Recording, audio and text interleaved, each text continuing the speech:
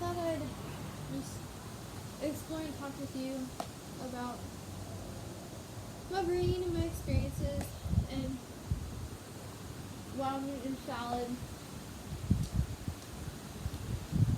It's interesting how my brain is so fixated on relationships and like and people. Like, why?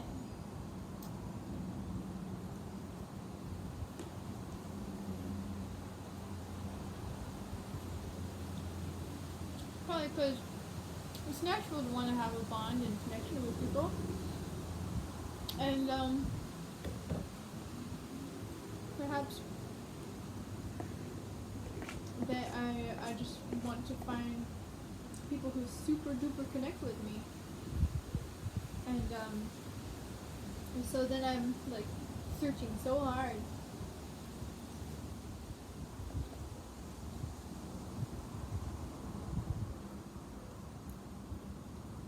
Or like hoping that those people that I connect with like fit into that category like super perfectly.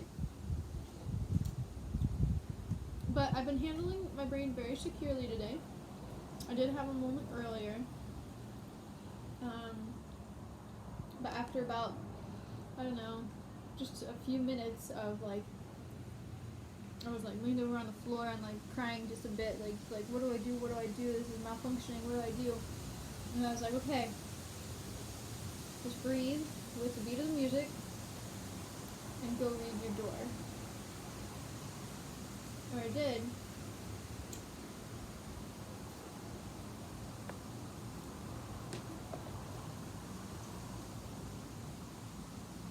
I'm calling the opposite side of the shadow door. I'm calling it the secure door. That makes sense. Because it's like taking the shadowy things and twisting them into a way that's more positive. Positive way to look at it. Or now it's just got shit secure things on it too. So, it's becoming the secure door.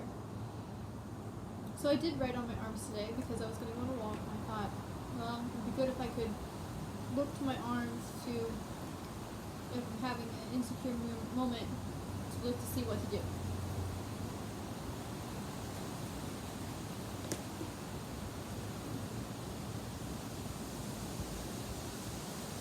And I've been hella sociable. Like I've been actually conversating with people as I cross them, like pass them on the street or something. Like, if there's something that is worth talking about. It's like stuff my mom does. But so I've been working on viewing people as not everyone out to get me, and actually handling challenging questions that have come up in a conversation today, and actually answering them, not like freaking out and be like, oh my god, he's challenging me, but like actually being constructive about it. Right, Carol?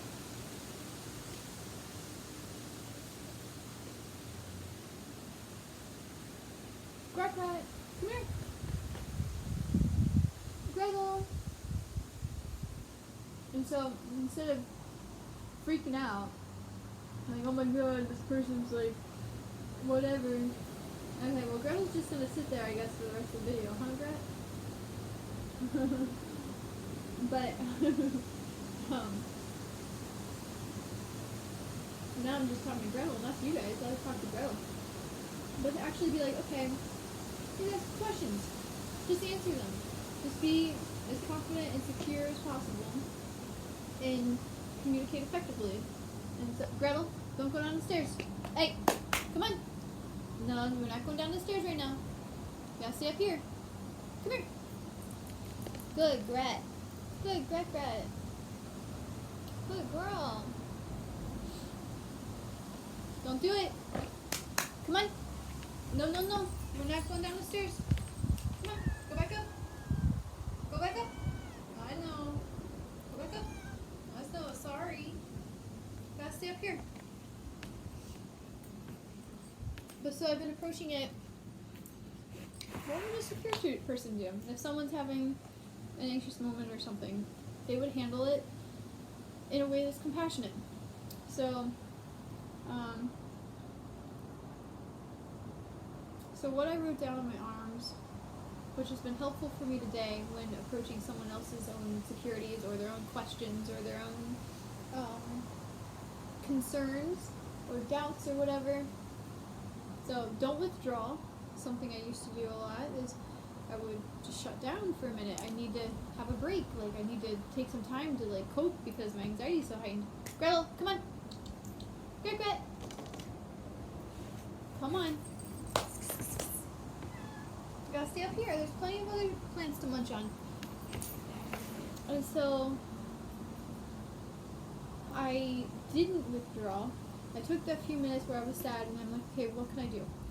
And then I went back and I handled it maturely and effectively communicated.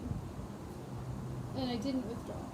And then I am responsible for my well-being and my partner's well-being.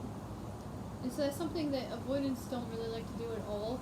They don't want to be responsible for anybody else, and they want to be as independent as possible. And so to be someone who's supportive in that sense when, like, no, I don't want to say that I'm responsible for anyone's well-being, but I mean, if you're in a committed partnership or a friendship, then you are. That's what you do. That's what a friendship's about.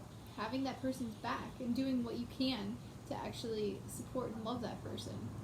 And so that's a big one for me with the avoidant attachment thing. To actually be like, okay, I'm responsible for making sure on my part what I can do to help you feel good. So it's interesting because it's like a totally different thing where avoidance and what I've said before is anyone else, that's your own thing, you gotta work through it yourself. That's like yeah, you stay over there, you go through your shit alone. But so with someone who's secure, they'll be like, no, I'm here for you, I got you. Wear my heart on my sleeve. And that's what I've been doing today. I've been being really vulnerable, really open, really communicative, and clear. And my heart's on my sleeve. I'll express it.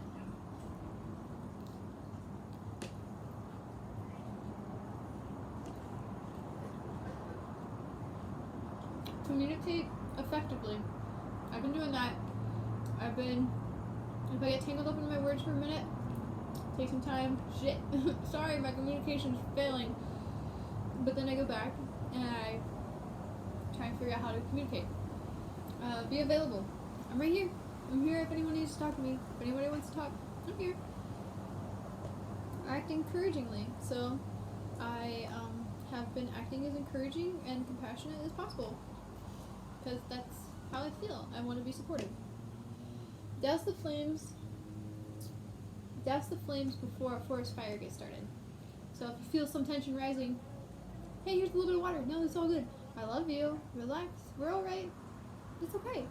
I'm right here, and let me see what I can do to help you out. Attend to partners upset before they escalate. So similar to dousing the flames. If you see that someone's getting upset, what can you do to help put comfort and security back into the relationship? And then big one for me, this one's just for me, stop brain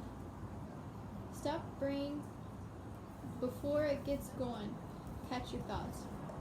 So before the roller coaster starts happening, if I see that I'm starting to think and be like, I was getting anxious, starting to overthink, all that stuff, like, then, hey, chill out. You don't need to figure it out. There's nothing to figure out. No need to get going over that way. Just stay on path and you're all good.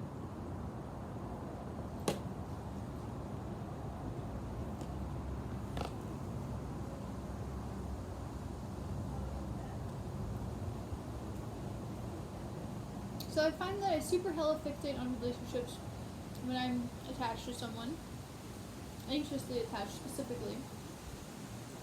Relationships are a big deal to me. Friendships are a big deal. But it's a part of the anxiously attached thing. So anxiously attached people fixate on relationships. And it's like a huge deal for them. While with secure people, you chill out, you relax. don't stress it. There's lots of people.